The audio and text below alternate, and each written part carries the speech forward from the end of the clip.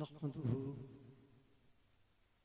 ونصلي ونسلم على حبيبه الكريم وعلى آل الطاهرين وأصحابه الراشدين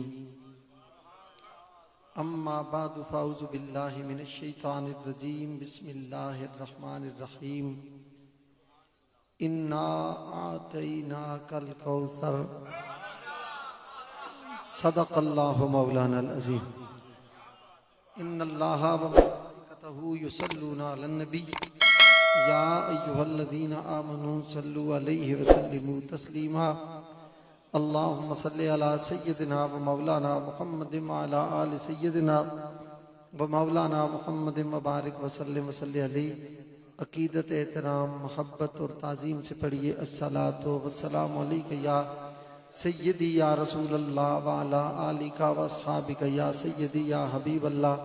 الصلاۃ والسلام علیک یا رحمت للعالمین وعلا آلکا و اصحابک یا خاتم النبیین. الصلاۃ والسلام علیک یا امام الانبیاء وعلا آلکا و اصحابک یا ابا فاطمۃ الزہرا. ملے جو ہم کو تیری گرد راہ یا زہرا. اس پر میں نے تازہ تضمین لکھی ہے چراغ گوڑلا کلام پر. ملے جو ہم کو تیری گرد راہ یا زہرا نثار قلب کروں روح فدا یا زہرا. ملے تیری گرد راہ یا زہرا نثار قلب کروں روح فدا یا زہرا. طفیل حسن کرو ایک نگاہ یا زہرا. طفیل حسن کرو ایک نگاہ یا زہرا. پڑا ہوں در پہ تیرے مثل کاہ یا زہرا. ملے فقیر کو خیرات جاہ یا زہرا. ملے فقیر کو خیرات جاہ یا زہرا. اور یہ ہے عقیدہ میرا آپ کی عقیدت سے. یہ ہے عقیدہ میرا آپ کی عقیدت سے کہ پھیر سکتا نہیں فتویٰ اس حقیقت سے. کہ پھیر سکتا نہیں فتویٰ اس حقیقت سے.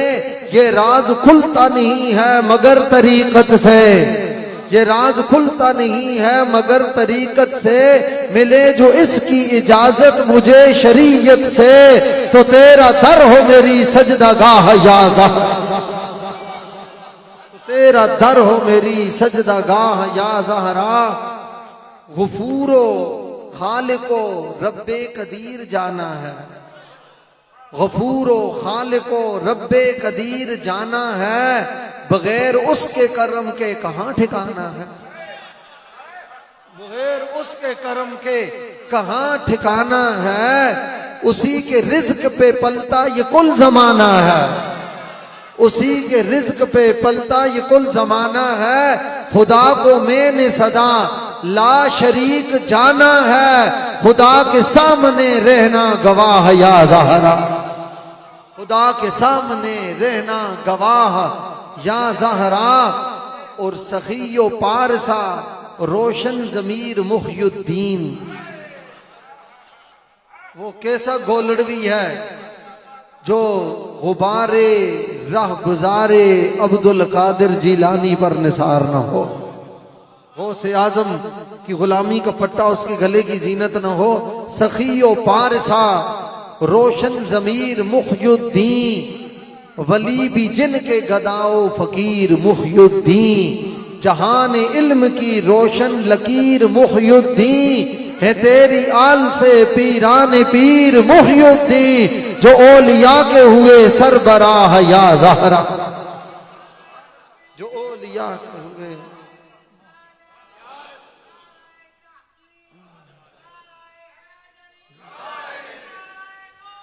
یا غوث اعظم. تمہارا در ہے وسیلہ. تمہارا در ہی وسیلہ ہے نیک نامی کا. تمہارا در ہی وسیلہ ہے نیک نامی کا. اعزاز مجھ کو ملا ہے تیری سلامی کا. تمہارا نام وظیفہ ہے شاد کامی کا. بروں تو کیسے بروں دم تیری غلامی کا، بہت بڑی ہے تیری بارگاہ یا زہرا۔ کلام طویل میں ایک شعر اور پیش کرتا ہوں، جو تیرے در پہ جھکا ہے وہی سے آنا ہے، جو تیرے در پہ جھکا ہے وہی سے آنا ہے، گواہ تیری عطا کا یہ کل زمانہ ہے، گواہ تیری عطا کا یہ کل زمانہ ہے، کہ تیرا کام غلاموں کو بخشوانا ہے، کہ تیرا کام غلاموں کو بخشوانا ہے۔ میں گو برا ہوں مگر تیرا وہ گھرانہ ہے، میں گو برا ہوں مگر تیرا وہ گھرانہ ہے، کیا بروں سے بھی جس نے نباہ یا زہرا۔ انتہائی عزت و تکریم، شرف و مجد کے لائق حضرت فخر السعادات زینت آل رسول پیر طریقت حضرت قبلہ پیر سید جابر حسین شاہ صاحب کاظمی دامت برکاتہم العالیہ زیب سجادہ آستانہ علیہ توری شریف، حضرت فخر المشائخ قبلہ پیر قاضی محمد قمر الدین نظامی صاحب زیب سجادہ آستانہ علیہ پڑی شریف، مجاہد اہل سنت استاذ الخطبہ حضرت علامہ مولانا صاحبزادہ محمد عثمان غنی صاحب، حضرت علامہ مولانا رضا المصطفیٰ نورانی صاحب، استاذ القرآن حضرت علامہ مولانا قاری محمد تاج مکی چشتی گولڑوی صاحب، حضرت علامہ مولانا محمد نذیر کھوکر صاحب، علامہ صاحبزادہ امتیاز احمد میروی صاحب، کثیر تعداد میں اہل علم اہل محبت مشائخ حضرات تشریف فرمائے ہیں۔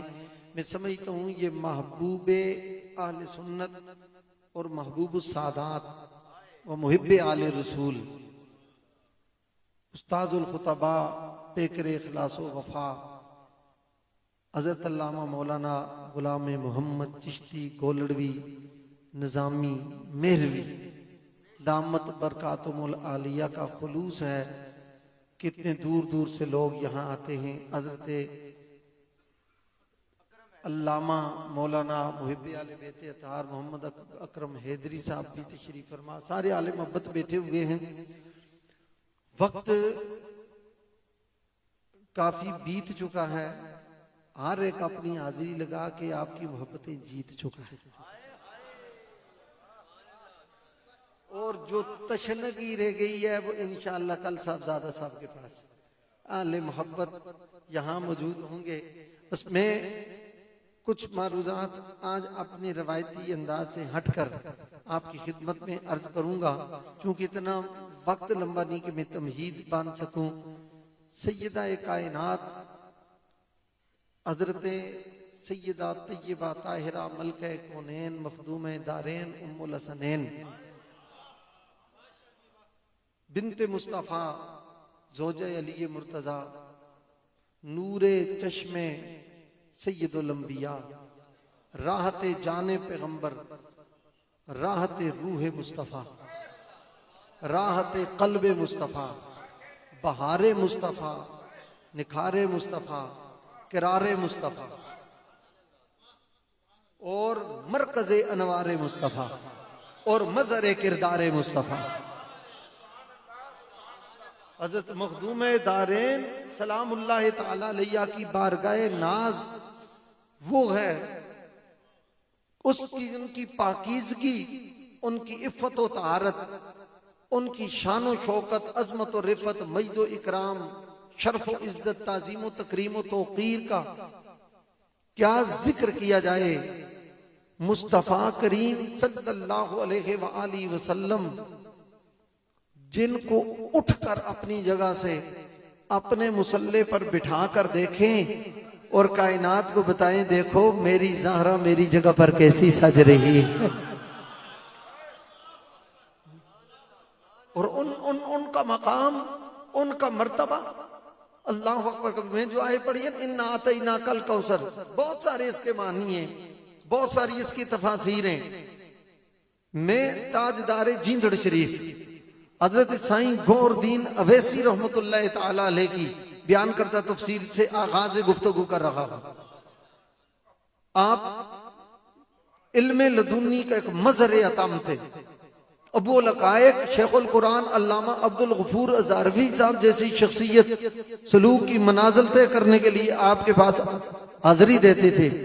آپ اپنی کیفیت سے اپنے حجرہ میں خلوت قدا سے باہر تشریف لائے، اور پتہ ہے حلقہ درس قائم تھا، بیٹھا کون تھا؟ استاد الاساتذہ شیخ الجامع حضرت علامہ مولانا محب النبی صاحب رحمت اللہ تعالی علیہ بچوں کو درس دے رہے تھے۔ رکے، وہ بیزاوی پڑھا رہے تھے، روکے فرمانے لگے کہ استاد جی ایک سوال میرا بھی ہے۔ آپ نے پوچھا کہ حضور میں آپ کے سوال کا کیا جواب دے سکتا ہوں؟ فرمایا نہیں، سائل کو رد نہیں کرنا چاہیے، ایک سوال میرا بھی ہے۔ کہا آپ کا کیا سوال ہے؟ حضور آپ ارشاد فرمائیے۔ فرمائیے جو اللہ تعالیٰ نے ارشاد فرمایا انا آتیناک الکوثر، یہاں کوثر سے کیا مراد ہے؟ یہ ان سے باتیں ہو رہی ہیں۔ انہوں نے پھر معنی بیان کیے، فرمایا کوثر سے مراد رسول اللہ کے کثرت معجزات بھی ہیں، کثرت سے شانوں کا بیان بھی ہے، سرکار دو عالم صلی اللہ علیہ وسلم کے کثرت فضائل و کمالات بھی ہیں، کثرت سے صحابہ کی تعداد بھی ہے، حضور کی اولاد کی کثرت بھی ہے، بہت ساری چیزیں ذکر کی۔ آپ نے فرمایا مجھے آپ یہ بتائیے یہ کوثر کیا ہے؟ انہوں نے کہا جی دیکھ ویسے تو کوثر مبالغہ کا صیغہ ہے، کہا کہ یہ جی یہ نام ہے۔ انہوں نے کہا بتائیے۔ انہوں نے جب بزرگ تھے نا، انہوں نے اپنی وہ معرفت میں بات کی، انہوں نے کہا مجھے سادہ سے لفظوں میں بتائیں کہ کوثر عمومی طور پر مردوں کا نام ہوتا ہے یا عورتوں کا؟ انہوں نے کہا جی عمومی طور پر تو یہ عورتوں کا نام ہوتا ہے۔ فرمایا پھر پھیلا کے بات کیوں کرتے ہیں، سادھی بات کر دینا۔ رب فرماتا انا آتیناک الکوثر، اے محبوب آپ پریشان نہ ہو، ہم نے آپ کو زہرا جیسی بیٹی عطا فرمائی، ہم نے آپ کو زہرا جیسی۔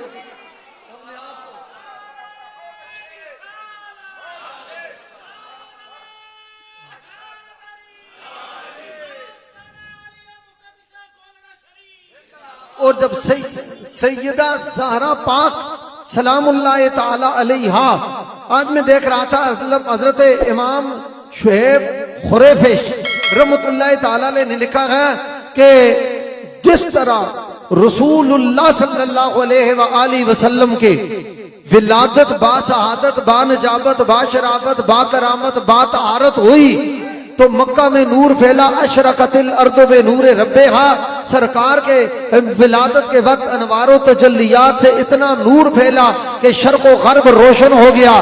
فرمایا اسی طرح جب سیدہ بطول زہرا سلام اللہ تعالی علیہ کی ولادت ہوئی اس وقت بھی نور پھیلا، روشنی ہوئی، خوشبو ہوئی اور معطر و معطر فضا ہو گئی۔ وجہ کیا ہے؟ انہوں نے کہا وجہ اس کی یہ ہے، اہل علم کو پتہ ہونا چاہیے کہ جزء المرء فی معنی نفسہ، جزء یہ ادایا کا قاعدہ ہے، جزء المرء فی معنی نفسہ۔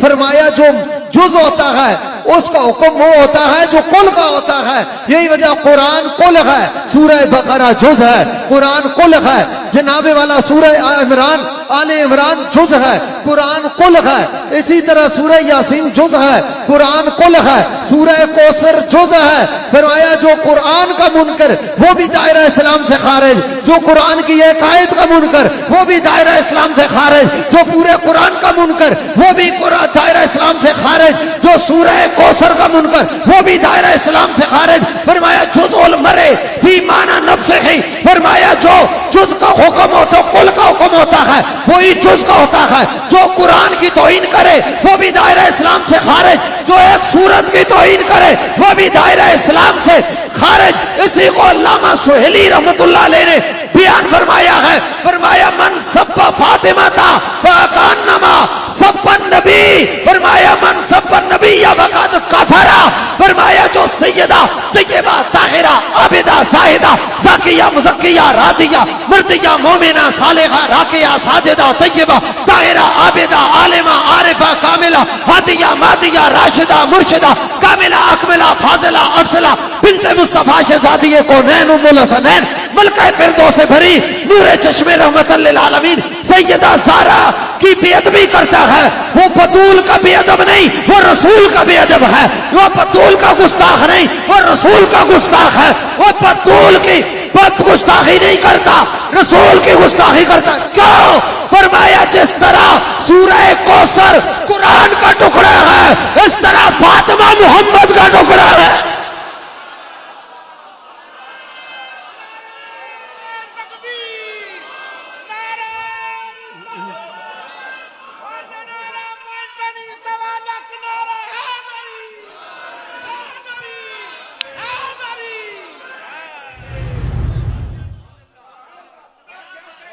یہاں والے صاحبزادہ صاحب اپنے مرشد کے صاحبزادوں کو بھی، اپنے پیر کے بیٹوں کو بھی، اپنے پیر کے بیٹوں کو بھی اسی نظر سے دیکھتے ہیں جس نظر سے اپنے شیخ کو دیکھتے ہیں، اپنے مرشد کو دیکھتے ہیں۔ یہ پوچھئے علامہ غلام محمد چشتی صاحب سے، بلکہ آپ حضرات موجود ہیں، آپ دیکھ رہے ہیں بیت یہ بہار گولڑا شریف، ثانی مہر علی اور امین روایات مہر علی اور مظہر کرامات مہر علی، حضرت چھوٹے لالا جی غریب نواز رحمت اللہ تعالیٰ لے گئے ہیں۔ ان کے پوتے اس دن آئے گلستان بابو جی میں، آپ نے قدم بوسی کا انداز دیکھا تھا؟ کیوں دیکھا؟ فرمایا جس دروازے سے خیر ملی ہو، جس دروازے سے خیر ملی ہو، علامہ نور احمد صاحب، جس دروازے سے، جس چوکھٹ سے خیر ملی ہو، آل محبت اس دروازے کی قدر کرتے ہیں، اس کی کو قدر کرتے ہیں۔ نالے سیاں تیری نوکر، نال تیریاں سنگیاں، اور جو تلسی باں سیل کی جو بھولے سے چھو جائے، تلسی باں آجی صفدر جنجوہ چشتی صاحب، تلسی باں سیل کی جو بھولے سے چھو جائے، آپ نبھائے عمر مر بیٹوں کو کہ جائے،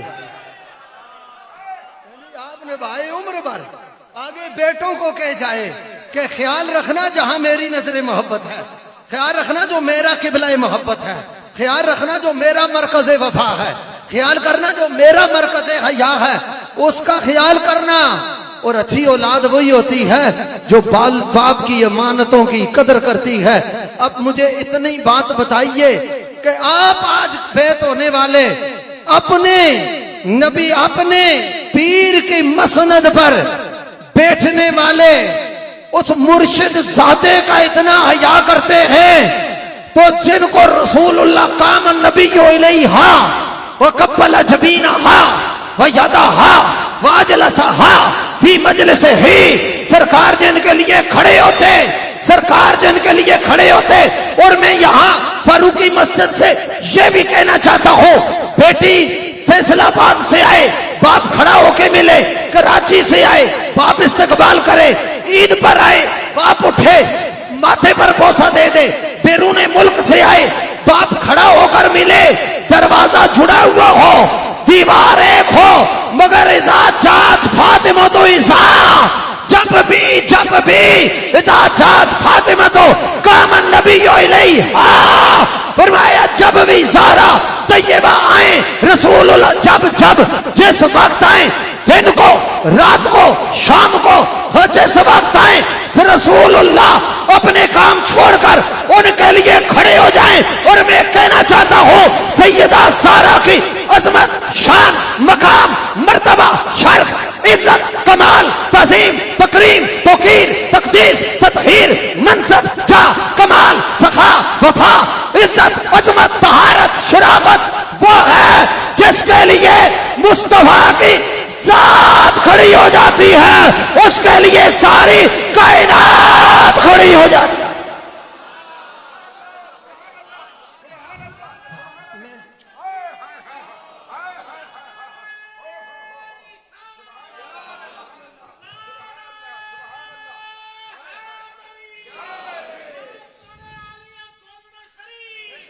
میں جان بوجھ کر میں آمدن خطیب آل بیت کشتہ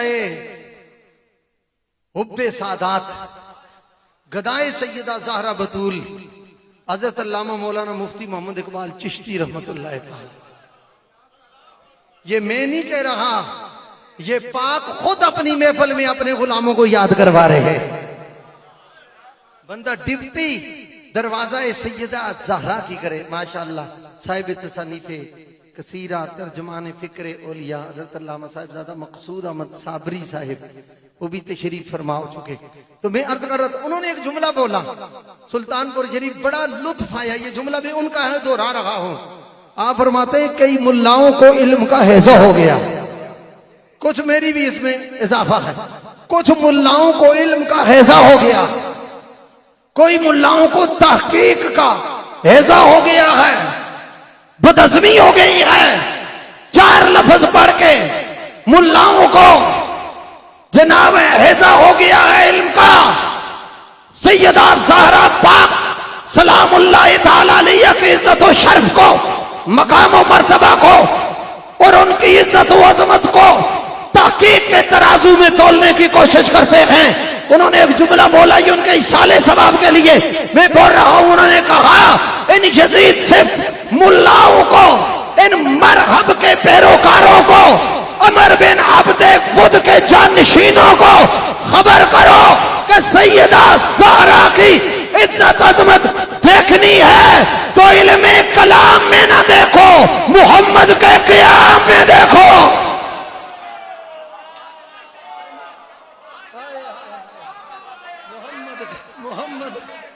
محمد کے قیام میں دیکھو، محمد کے قیام میں دیکھو۔ کپلا جبینہا و یدہا، سرکار جن کے ہاتھوں پر بوسہ دے۔ میں ایک بات سو کے شاید پہلے بھی کی ہو، جہاں سیدہ ہاجرہ کے قدم لگیں، ان الصفا والمروہ من شعائر اللہ، وہ پہاڑیاں اللہ کی نشانی ہیں۔ تو مجھے بتاؤ جہاں سیدہ ہاجرہ کے پیر لگیں، وہ پتھر اللہ کی نشانی ہے۔ کپلا جبینہا و یدہا، جن ہاتھوں پر محمد کے ہونٹ لگے ہوئے ہیں، بتاؤ وہ سارا اللہ کی کتنی بڑی نشانی ہوگی۔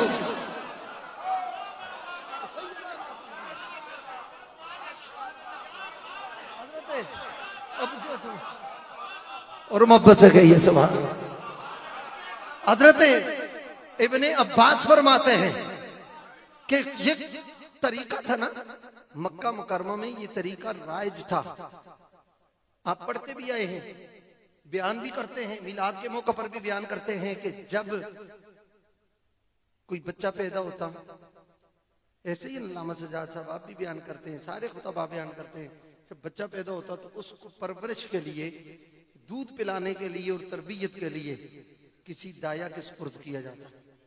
ایسے ہی ہے جیسے سید عالم صلی اللہ علیہ وسلم کو بھی حضرت حلیمہ سعدیہ لے گئی تھی، مگر میں یہاں تربیت کا لفظ نہیں بولتا، تنہ پرورش کا بولتا ہوں۔ حضور تشریف لے گئے تھے ان کو نوازنے کے لیے، ان کو نوازنے کے لیے سرکار تشریف لے گئے تھے، مگر طریقہ یہی رائج تھا۔ حضرت ابن عباس فرماتے ہیں سرکار نے یہ طریقہ تبدیل کیا ولادت زہرا پر۔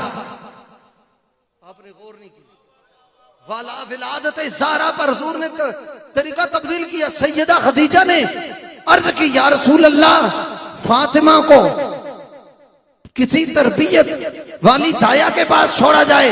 فرمایا نہیں، فاطمہ کی پرورش تم کرو گے، فرش دودھ تم پلاؤ گی، اس کی ساری تربیت میں خود کروں گا، اس کی تربیت میں کروں گا۔ اور امام الانبیاء صلی اللہ علیہ وآلہ وسلم نے سیدہ کائنات کو اتنے لمحے کے لیے بھی جدا کرنا گوارا نہیں کی۔ اب اس محبت کا اندازہ، آپ ہیں بچیوں کے باپ ہیں تو اندازہ لگا لیں، خود تصور کر لیں، اتنی جدائی بھی رسول اللہ نے برداشت نہیں کی، نہ وہاں جدائی برداشت کی۔ اور جب سید عالم صلی اللہ علیہ وسلم نے ہجرت فرمائی، آج میں دیکھ رہا تھا ایک نہیں دو نہیں کئی کتابوں میں ہے کہ رسول اللہ صلی اللہ علیہ وآلہ وسلم نے اس کیفیت میں بھی حضور نے 5000 درہم اور ایک اونٹ دیا۔ ایک روایت میں حضرت ابو رافع کی ڈپٹی لگائی، ایک میں مولا کائنات سیدنا علی مرتضیٰ کی ڈپٹی لگائی۔ یعنی حضور کو اتنا خیال بھی تھا میری بیٹی کو چلنے کی تکلیف میں۔ ذرا تصور تو کرو، جو خود سنگریزوں سے چل کر آ رہے ہیں، جن کے پاؤں خود زخمی ہو رہے ہیں، امام الانبیاء صلی اللہ علیہ وآلہ وسلم فرماتے ہیں کہ میری زہرا کو چلنے کی تکلیف بھی نہ ہو.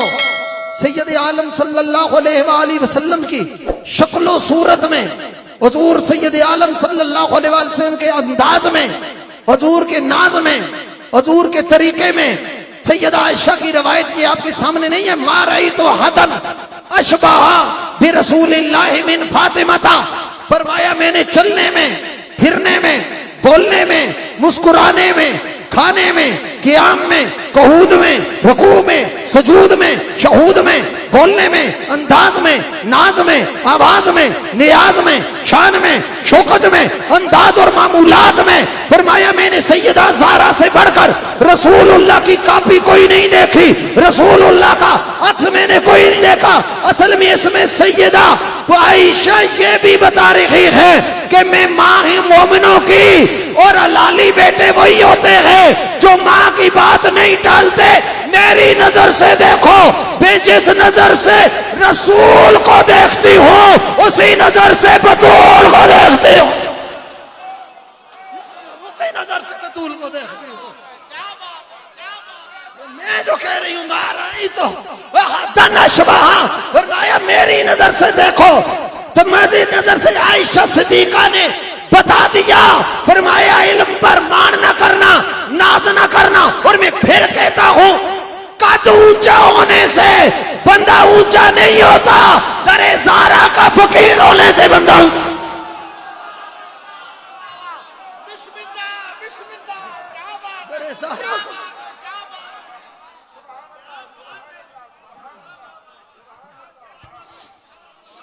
در زہرا کا منگتا، بھکاری اور فقیر ہونے سے بندہ اونچا ہوتا ہے.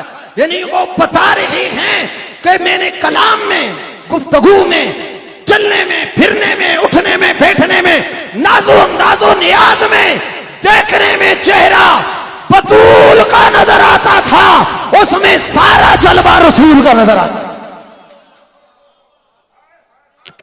مقام زہرا سمجھنا ہے تو فکر عائشہ سے سمجھو،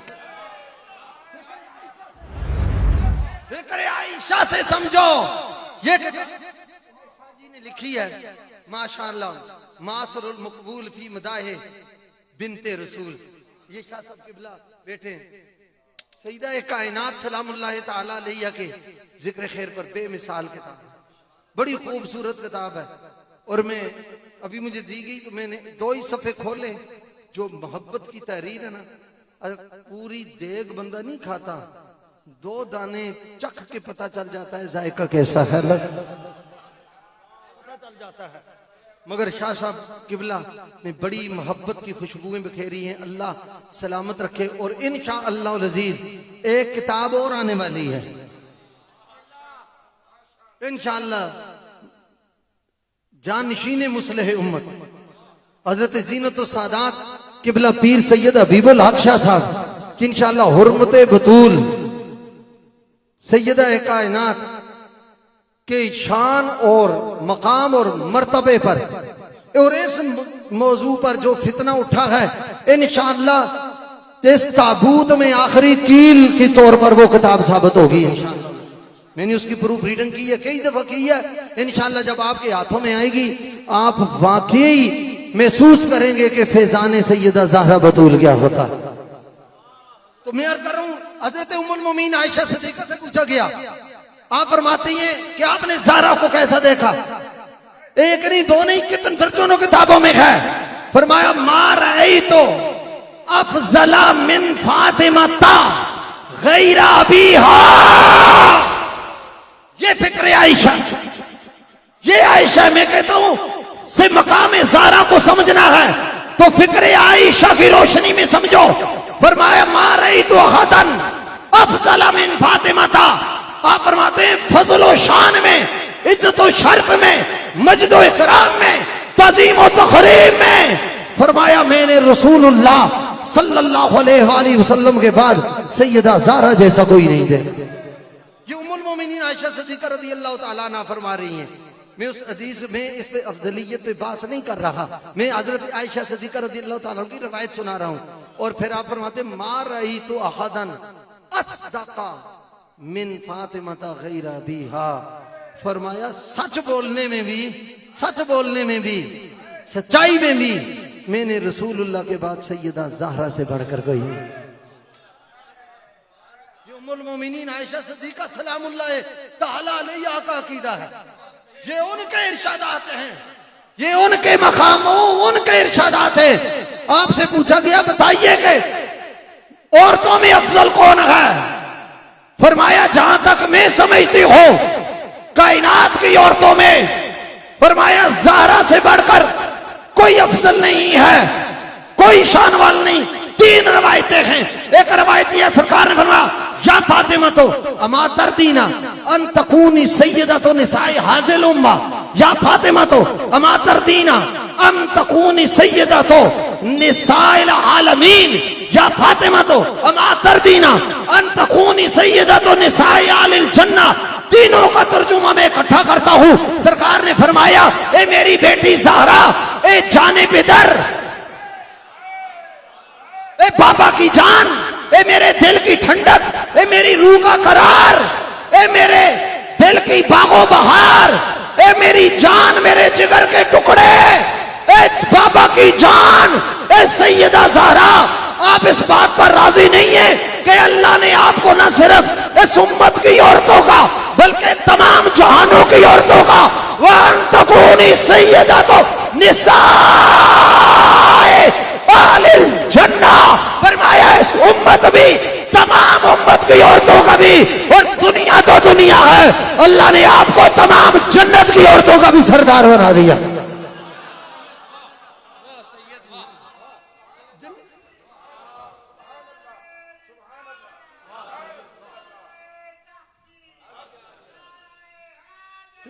میں ایک بات کہوں، ایک بات خدا لگتی کہوں، جنتی عورتوں کا سردار کس کو بنایا؟ سیدہ کو۔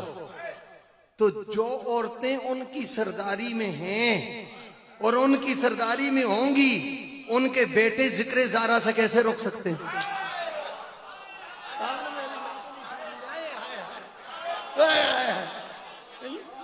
ان کے بیٹے جن کی ماں کی سردار دنیا میں بھی زہرا، جنت میں بھی نورانی صاحب زہرا ہے، ان کے بیٹے سیدہ زہرا کے ذکر کو نجات کا باعث سمجھتے ہیں، ہجر جاں سمجھتے ہیں، بخشش کا وسیلہ سمجھتے ہیں، نجات کا ذریعہ سمجھتے ہیں، توشہ آخرت سمجھتے ہیں۔ اور میں یہ علامہ غلام محمد چشتی صاحب کی والدہ مرحومہ مکرمہ مغفورہ رحمت اللہ تعالی علیہا کے لیے یہ جملہ بولنا چاہتا ہوں کہ جن کی مائیں درِ دہلیز زہرا کی کنیزیں ہیں، ان کے بیٹے دنیا میں بھی سیدہ کے نعرے لگاتے ہیں، اور میرا ایمان ہے قبر میں بھی نعرے لگائیں گے اور حشر میں بھی انہیں کے نعرے۔ ان کی سخاوت یہ مشہور آپ عموماً پڑھتے رہتے ہیں نا۔ آج میں دیکھ رہا تھا واقعی جیسے شخص نے بھی اس کو لکھا، اور بہت ساری کتابوں میں ہے کہ قبیلہ بنو سلیم کا ایک شخص ایمان لایا، نبی کریم صلی اللہ تعالی علیہ وآلہ وسلم نے درد دل سے اس روایت کو سنیے گا، اسلام لایا نبی کریم صلی اللہ علیہ وآلہ وسلم نے لوگوں سے مخاطب پوچھا، فرمایا کوئی ہے جو اس کی کوئی مدد کرے؟ پہلے سرکار نے پوچھا کہ بتا تیرے مالی حالات کیسے ہیں؟ اس نے کہا یا رسول اللہ 3000 خاندانوں میں سے سب سے مفلس ترین اور غریب ترین میں ہوں، اور اب غریب نہیں چونکہ ایمان کی دولت ہوگی، اب غریب نہیں رہا۔ پھر سرکار نے فرمایا تم میں سے کوئی ہے جو اس کی حاجت پوری کرے؟ حضرت عثمان غنی کھڑے ہو گئے، آئے سلام ان ہستیوں پر جو اشارہ ابرو محمد کے منتظر رہتے تھے۔ حضرت عثمان غنی کھڑے ہو گئے، ان کا یا رسول اللہ سامان کا لدا ہوا اونٹ میں اس کی خدمت میں پیش کروں گا، مولا کائنات کے پاس اور کچھ نہیں تھا، میں کہتا ہوں اور کچھ ہو نہ ہو، علی مرتضیٰ نے اپنی دستار اتاری اس کے سر پر سجا دی، میں کہتا ہوں کائنات کی دولت اس کے سر پر رکھ دی، دستار سجا دی۔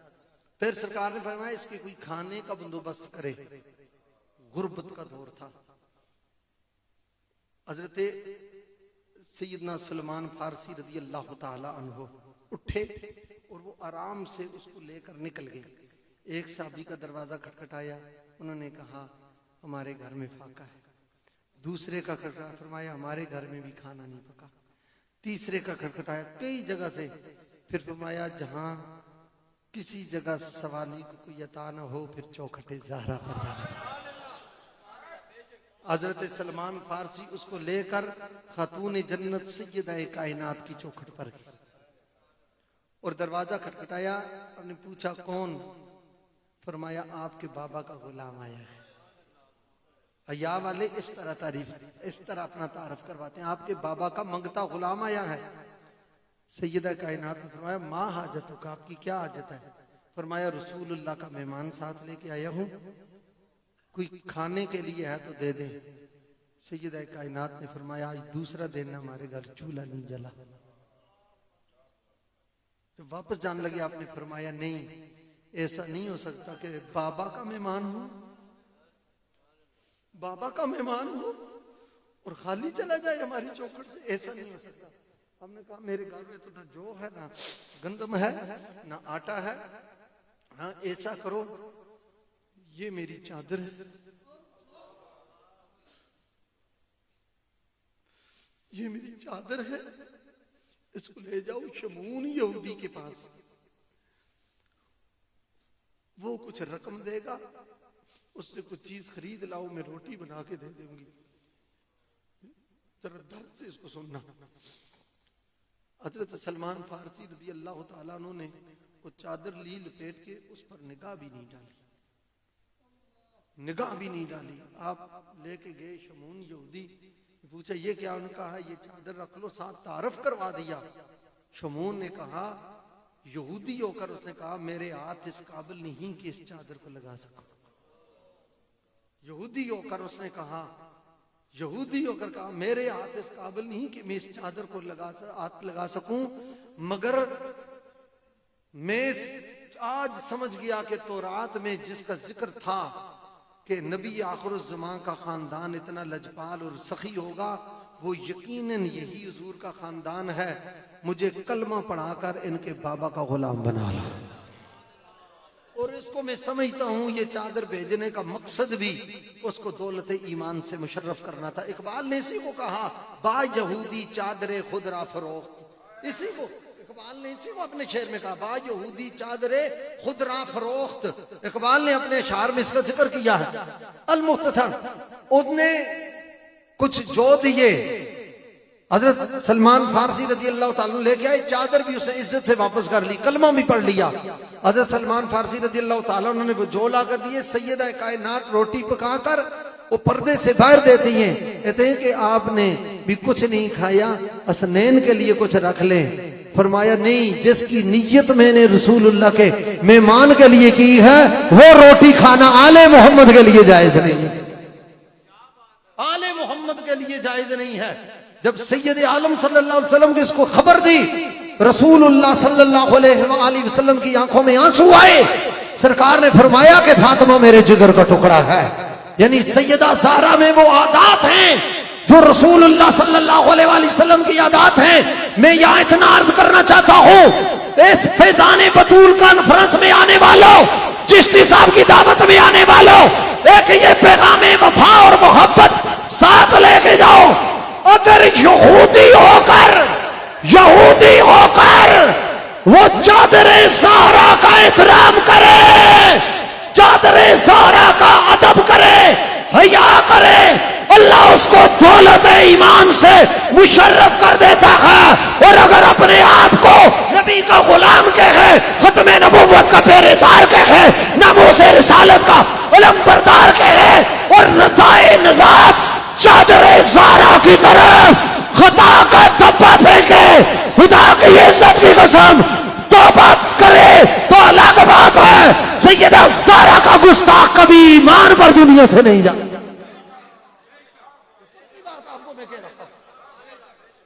یہ خاص بات اور پکی بات میں آپ سے کہہ رہا ہوں. امام حسن علیہ السلام فرماتے ہیں دروازے پر دستک ہوئی، وہ تو اتنی لجپال اور کریم ہستی ہے، امام حسن فرماتے ہیں کہ ہم پورا دن بھوکے رہے، تھوڑے سے جو مولا کائنات علی مرتضیٰ بابا جان لے کے آئے، امی جان نے آٹا پیسا، پہلے امام حسین کو کھلایا، پھر مجھے کھلایا، مولا علی کو کھلایا، ایک روٹی ان کے لیے بچی، دوسرے دن کا فاقہ تھا، فرمایا جوں ہی روٹی کا ٹکڑا توڑ کر منہ مبارک کے قریب لے جانے لگے، باہر سے دستک ہوئی کہ میں 2 دن کا بھوکا ہوں۔ فرمایا بیٹا میں 1 دن کی بھوکی ہوں، اس کی آواز نہیں سنی، وہ 2 دن کا بھوکا ہے، وہ 2 دن کا بھوکا ہے، یہ لجپال ہے۔ اور میں آج روایت دیکھ رہا تھا، امام حسن علیہ السلام کو نیا کرتا رسول اللہ نے عطا فرمایا، اتنا خوبصورت، اور ظاہرہ امام حسن کے ساتھ لگ کے اور حسین ہو گیا، تو آپ کو ضرورت بھی تھی، ایک عورت آئی، اس کا کرتا پھٹا ہوا تھا، سردی کا موسم، اس کے بچے کا کرتا پھٹا ہوا تھا، سردی کا موسم، اس نے کہا کہ کوئی تیرے بچے کا کرتا ہے مجھے دے دے۔ حضرت سیدہ کائنات نے امام حسن علیہ السلام کو جاگنے کا بھی انتظار نہیں کیا، سوئے ہوئے تھے، اپنی چادر ان پر ڈالی، ان کا کرتا اتارا اور اتار کر اس بچے کو عطا کر دیا۔ اور اس گھرانے سے تو یتیموں کو پالا جاتا ہے، اس گھرانے سے تو بیواؤں کو پالا جاتا ہے، مسکینوں کو پالا جاتا ہے۔ ارے خیر اس چوکھٹ کا حیا کریں۔ حضرت ابو لبابہ رضی اللہ تعالیٰ عنہ نے اپنے آپ کو ستون کے ساتھ باندھ دیا، کہا قسم اٹھائی جب تک رسول اللہ نہیں کھولیں گے میں نہیں کھلوں گا۔ امام ہینی نے اس کو بیان کیا، علامہ سہیلی نے اس کو نقل کیا۔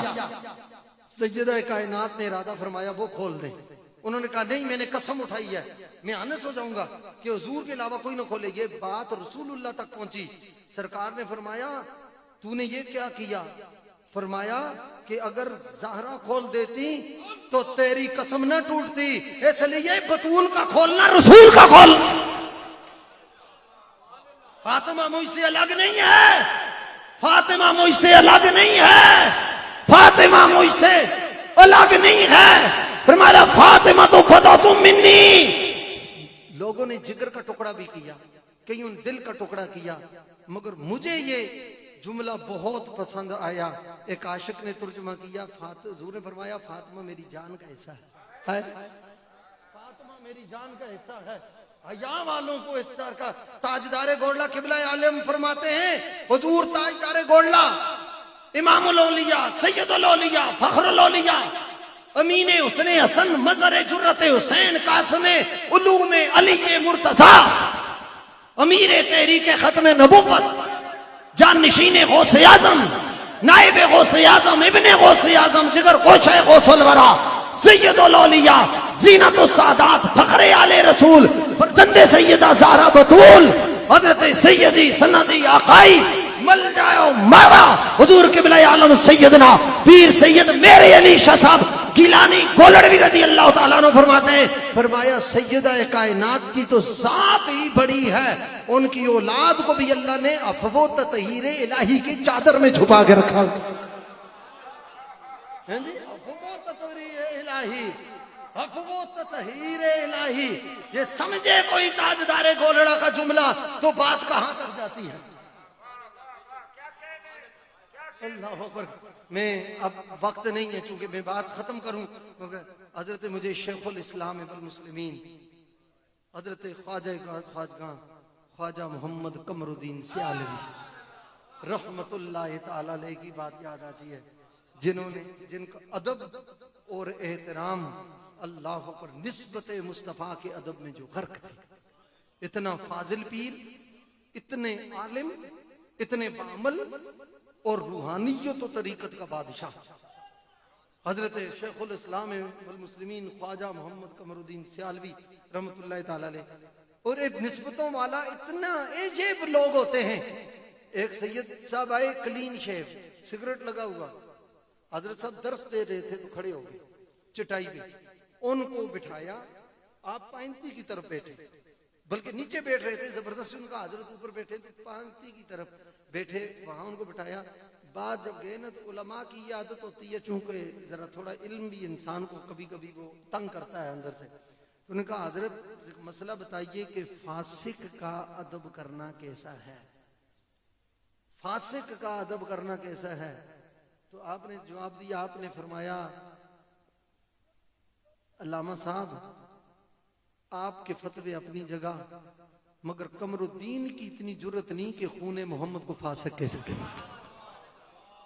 قمر الدین کی اتنی جرت نہیں، قمر الدین کی اتنی جرت نہیں۔ آپ نے سمجھایا، کہا یہ کیسے آپ کہہ سکتے ہیں، آپ یہ کیسے کہہ سکتے ہیں؟ آپ نے پھر سمجھایا، آپ نے فرمایا کہ یہ جو لفظ خنزیر ہے نا، یہ قرآن میں ہے، یہ جو آپ ویسے عام نیچے لکھیں تو جو مرضی کر دے، اور اگر یہی قرآن میں آ جائے، قرآن میں آ جائے خا نون زے یہ رے، اس کے پڑھنے سے 50 نیکیاں، قرآن کی اوٹ میں آ گیا ہے۔ کہاں ویسے کوئی گناہگار ہے وہ الگ بات ہے، جو آل محمد کی اوٹ میں آ گیا ہے اس کا ادب کرنے کی وجہ سے بھی رسول اللہ کی رضا نصیب۔ کہاں سے یہ لے کے آئے یہ معاملہ؟ حضرت خواجہ قمر الدین سیالوی رحمۃ اللہ علیہ کی بات پر ہم بات ہے، تم باتیں بے شمار ہیں، مگر جن کے لیے رسول اللہ فرمائیں کہ فدا کا ابی و امی یا فاطمہ، فاطمہ تو اس پر میری ماں بھی قربان ہو جائے، میرا باپ بھی قربان جائے، ان کا مقام اور مرتبہ کیا ہوگا قیامت والے دن؟ یہاں تو اتنا فرمایا نا، یا معاشر خذوا ابصارکم ونکسوا رؤوسکم، کہ آپ آنکھیں بند کرو، اے آل میشر، آل میشر میں سب ہیں، آنکھیں بھی بند کرو، سر بھی جھکاؤ۔ اس کا مطلب حکم دو ہیں، تقاضے بھی دو ہیں، وجہ دو ہیں۔ آنکھیں بند کرنا، ماشاءاللہ پیر صاحب آگے تشریف فرمایا، آنکھیں بند کرنا ادب زہرا کے لیے تھا، آنکھیں بند کرنا پردہ زہرا کے لیے تھا، اور سر کو جھکانا ادب و احترام زہرا کے لیے۔ تو اچھا ایک بات، حضرت علامہ پیر غلام مرتضیٰ شاکر صاحب تشریف لائے ہیں، ان کے آنے پر مجھے ایک بات بھی آئی، بڑی خوبصورت رمضان کی ٹرانسمیشن چلاتے ہیں ماشاءاللہ صاحب زادہ صاحب بھی، اور انشاءاللہ آج تو ہوگا بھی ذکر سیدہ کائنات ہوگا انشاءاللہ۔ اتنا تو ہے وہاں خطہ تمر فاطمہ بنت محمد، اصحاب ہونا ہے میدان محشر میں۔ نہیں آپ ذرا غور فرمائیں نا کہ میدان محشر والوں کو حکم ہوگا آنکھیں بھی بند کرو، سروں کو بھی جھکاؤ، کیونکہ اصحاب ادھر عدالت ادھر لگی ہوئی ہے۔ وہاں کیا حتی تمر فاطمہ بنت محمد، یہاں نہیں کہ فاطمہ کا صاحب ہو، یہاں یہ کہ فاطمہ حوروں کے جھرمٹ میں جلدی سے جنت میں گزر جائیں۔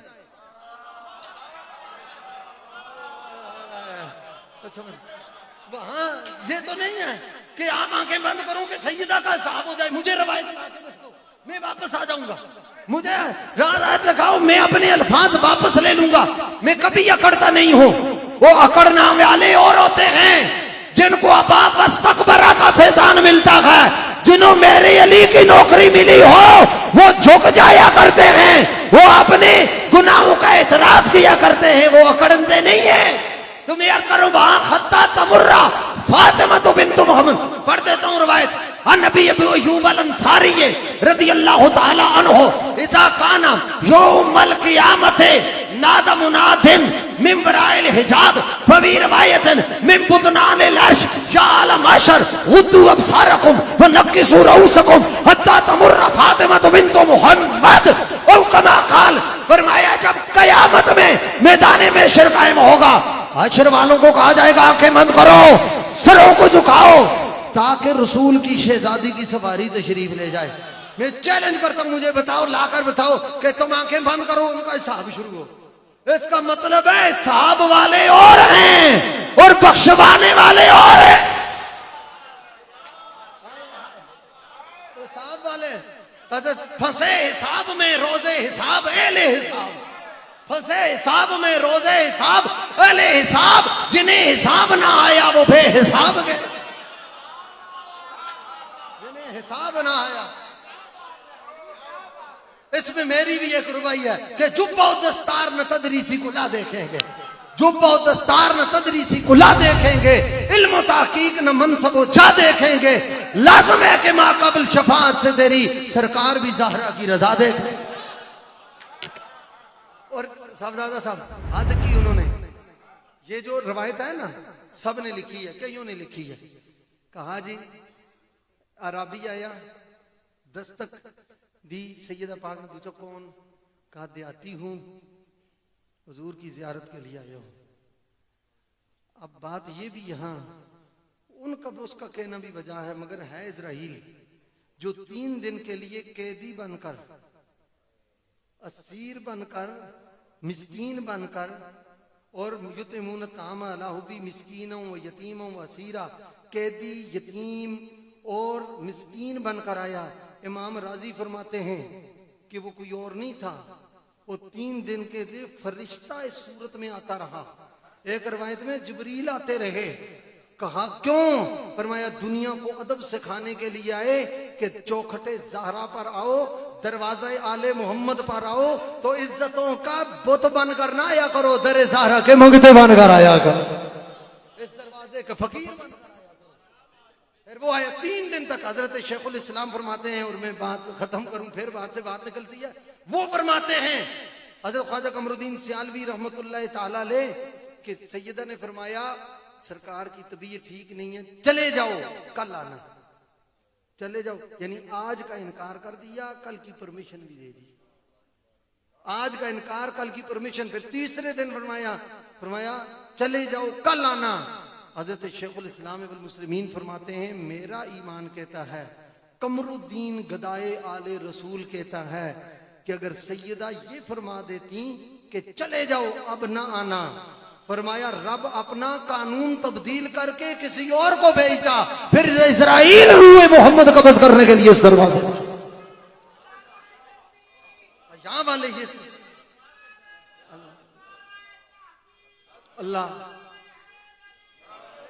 اللہ تعالی حضور سیدہ کائنات سلام اللہ تعالی علیہا کے ذکر خیر کا صدقہ، ان کی عقیدت، ان کی محبت کا صدقہ اللہ میری اور آپ کی بخشش فرمائے، مغفرت فرمائے۔ اس محفل پر توجہ ہوتی ہے، پاکوں کی نگاہ ہوا کرتی ہے۔ اللہ تعالیٰ چشتی صاحب کی والدہ ماجدہ کی بخشش فرمائے، ہم سب کی بے حساب بخشش فرمائے۔ پتہ نہیں کتنے دن زندگی کے رہ گئے ہیں۔ میں فیضان بطول کانفرنس میں آپ کو گواہ بنا کے کہتا ہوں، اور آپ سب کو میں مبارکباد دیتا ہوں کہ الحمدللہ العظیم، ہمیں 1000 کوئی فتوے لگائے، ہم جئیں گے بھی غلامی زہرا میں، مریں گے بھی غلامی زہرا میں، اور انشاءاللہ دیکھ لینا کل قیامت کو اٹھیں گے بھی غلامی زہرا میں۔ وما علیکم۔